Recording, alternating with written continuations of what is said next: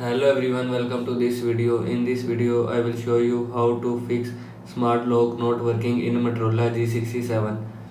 So before starting video, please subscribe the channel and like the video. So let's start the video without wasting time.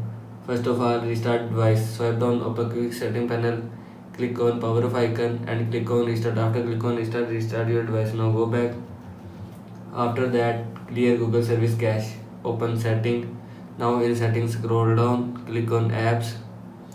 Now here you will see app, search Google service app. Now click on Google Play service and scroll down, click on storage and cache and click on clear cache. After click on clear cache, Google service will be clear cache from your phone. Now go back.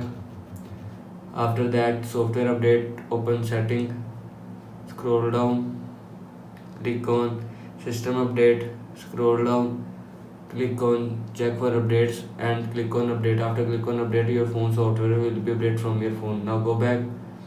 After that, reset all setting, scroll down, click on system, scroll down, click on reset option, scroll down, click on reset device setting and again click on reset device setting. After click on reset device setting, all setting will be reset from your phone.